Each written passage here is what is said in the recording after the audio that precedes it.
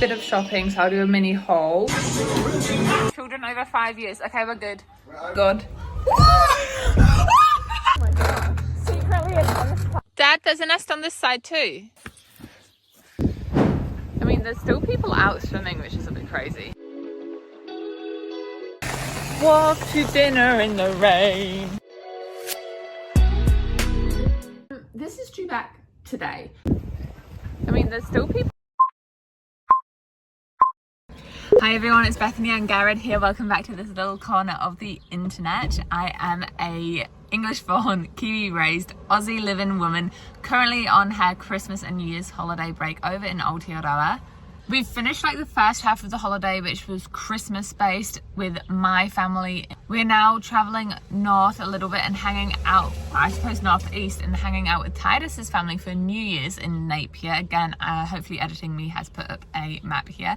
If you want to follow along with the ramblings of a 20-something-year-old fiction reader, food eater, and life Caesar. I don't know why this has become my intro, but I'm rolling with it. I think I like the rhyme. Then consider following along on this journey. Step 1, a little bit of a road trip. It's about 3 to 4 hours, I think, to get to Napier.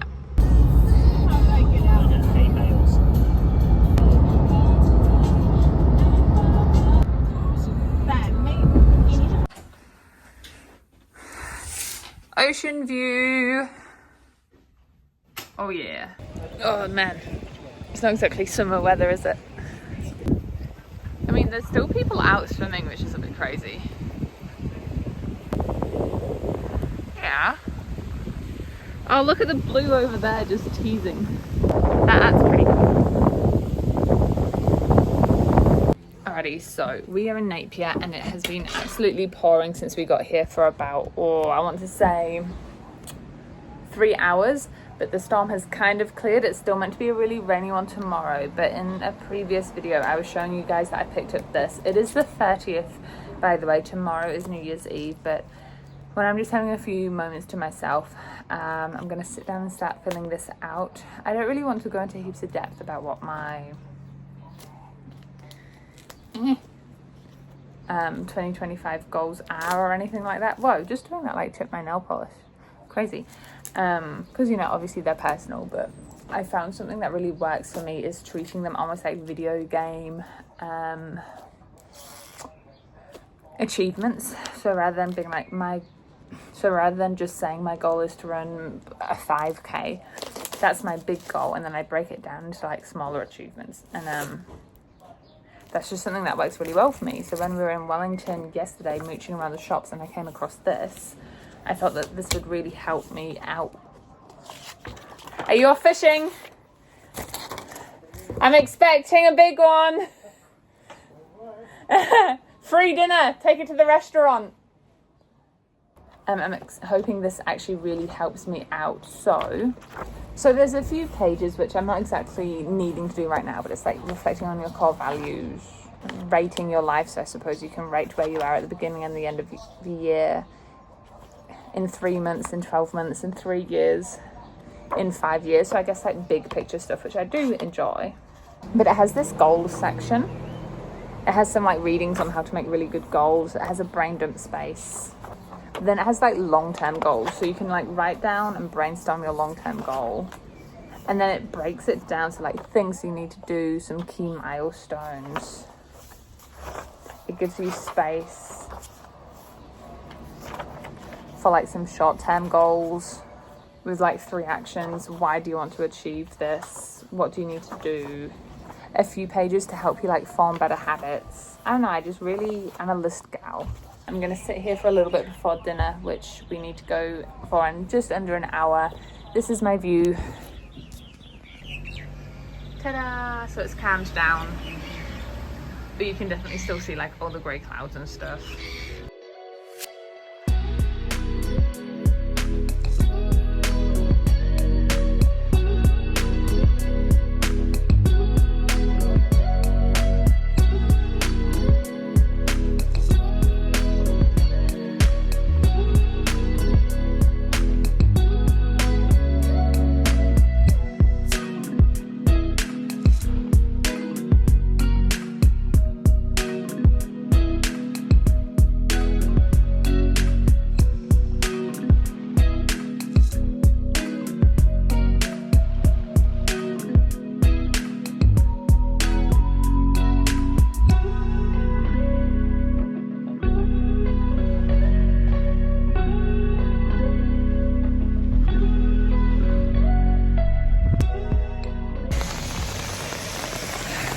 walk to dinner in the rain. Working up an appetite, I suppose. This place on the corner.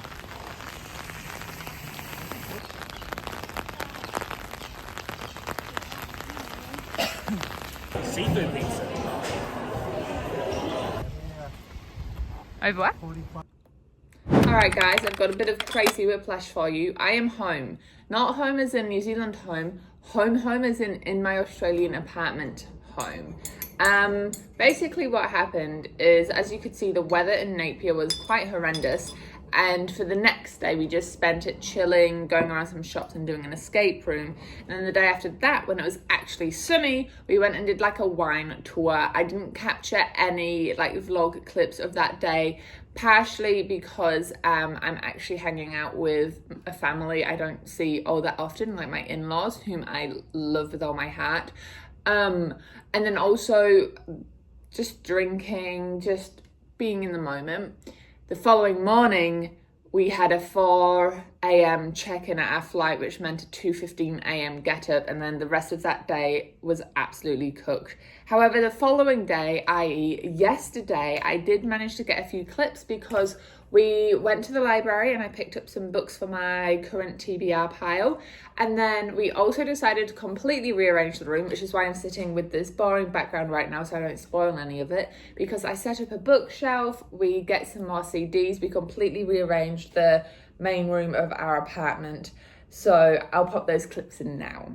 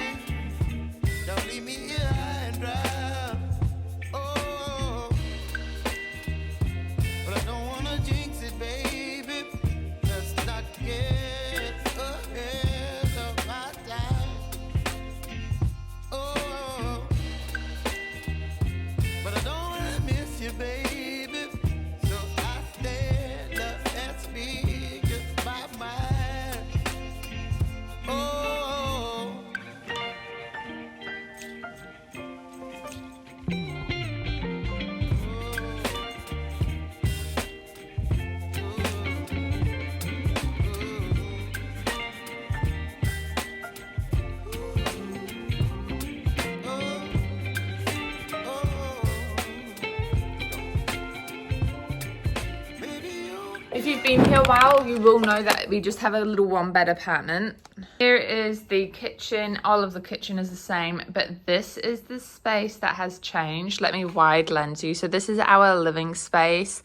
This obviously used to be over there, but we wanted to be able to sit it a bit more, utilize it more. And we figured if we move it here, we can watch the TV over there.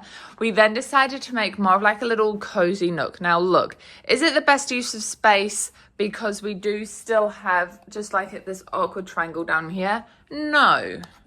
However, we decided to give it a go because it's actually really cozy when you're just sitting in here. There's also the reading nook has moved. It's no longer tucked away in that corner. It is now part of the living area. because that's just nicer. Let me move Titus's pajamas. That's just nicer for when we're hosting. We have more people come around these days. We're being more social.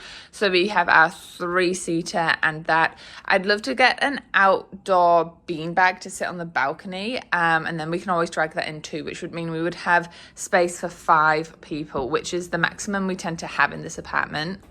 Over here is my bookshelf. So I've got all of my Mars books, my Brandon Sanderson books, a pile of Vogue magazines. Below the Vogue magazines, those are my current photo albums. I do still have a few over in Aotearoa. These are all of my complete journals, which is wild. That one being my first one, that one being my latest one. I've got some more fashion magazines there, and I've got some self-help and poetry books there. Up here, that's technically Titus's Dragon Ball set. And then you rotate to this corner. This is kind of an ugly corner. This is the corner we're going to do up eventually with some actual nice bookshelves because we are adults now. So we just have our puzzles and board games stacked there. CDs, cookbooks, random books and stuff, random stuff. Obviously, it's just a bit of a hodgepodge of stuff. I'm not going to lie to you. All right, now the rest of this video is going to be the mini readathon side of this vlog.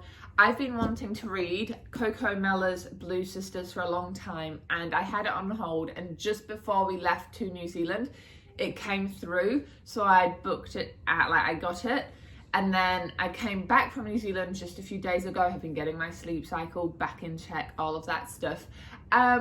This is due back today. Specifically, by the end of the day, Titus is back from work at 3 p.m. So we all go to the gym, and the gym is next to the library, basically. So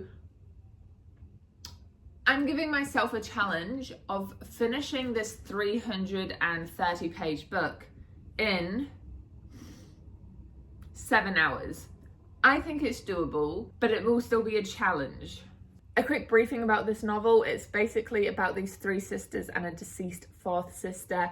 Avery is a lawyer in London, but she's got a secret. Bonnie was a boxer but had a really bad loss. Lucky is a rebellious model in Paris, and Nikki is the 4th sister who passed away. And it's following the 3 sisters who are still with us as they are just reconciling, coming together, figuring stuff out. I've been wanting to get into a bit more of, I don't know what the difference really is between women's fiction and literary fiction. No, wait, that's a lie. I do. I don't know what I'm trying to get into more though, just like literary fiction in general, I think. And I believe women's fiction is a subgenre of literary fiction. That's how it is in my brain. I've been wanting to read a bit more of it just so that I can continue to break up my fantasy, sci-fi, romance, which are my preferred genres. So my plan of attack is read for 1 hour. Just see where that gets me. Sit down with my cup of tea, read for 1 hour. Breakfast break, plan my January TBR. Do another hour, film my January TBR. Do another hour, see where that gets me. Basically, I'm just trying to break it up realistically. Let's do the first hour. Alexa, set 1 hour timer.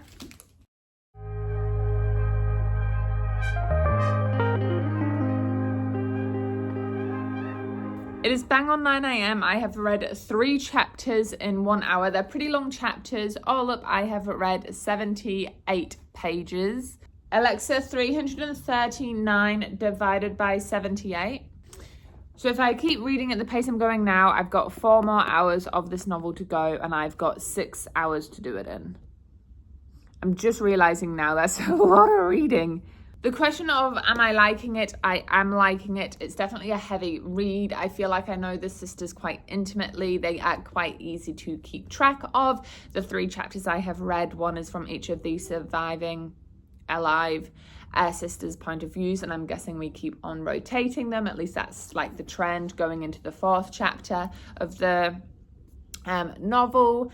Definite trigger warnings, substance abuse, alcoholism, death, violence, like parental neglect. Definitely heavy novel. I think this is why I don't often read literary fiction. I find it quite heavy. I'm curious if other people well, I'm more curious about people who read literary fiction, what they enjoy. I'm not suggesting that it's weird that people who read literary fiction enjoy literary fiction. I'm not saying that at all. I'm just saying, for me, what I get out of fantasy and romance is I find it really easy to immerse myself in those worlds, and it's very just escapism for me. Whereas when I read literary fiction, because it could quite genuinely be like a real story, like you're reading this and you're thinking, yeah, someone probably has experienced, I mean, we know people will have experienced the loss of a sibling and the grief that goes along with that. It just hits home a lot harder. My cupboard is always open. It just hits home a lot harder for me. And so I guess that's why I'm just curious, if you really love literary fiction, can you explain to me why? With no judgment. And I'm learning to enjoy it. I really enjoy Evelyn Hugo. Maybe I just prefer the lighter literary fiction. Anywho, 9 o'clock, I've got 6 hours left. I'm gonna get something to eat. And I guess dive right back into it.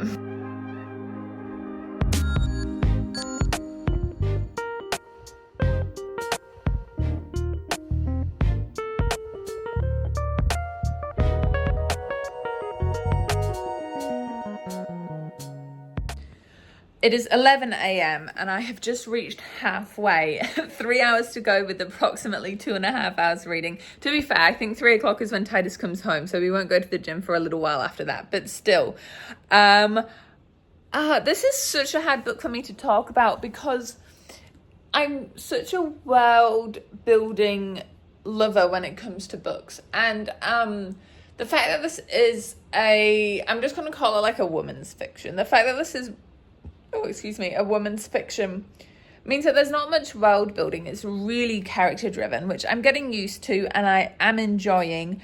I just think that it means that the plot is harder for me to follow when things are so character driven. It's like everything is about the character arc, what they're learning about themselves. And I'm kind of sitting here used to there being more action, more events, more explosions. So it's not to say that I dislike it. I am very much liking it. It's just very different to what I normally read. So side note, if you're still here, can you guys please give me some recommendations for literary or women's fiction, if you have any, specifically not terribly dark and heavy novels. Like, this is a dark, heavy novel. It's quite sad, as I've probably mentioned 10 billion times now. But yeah, I'm going to get out of my PJs and I will update you with my next one. The time is 2:17 p.m. I finished it. Oh, stretch. So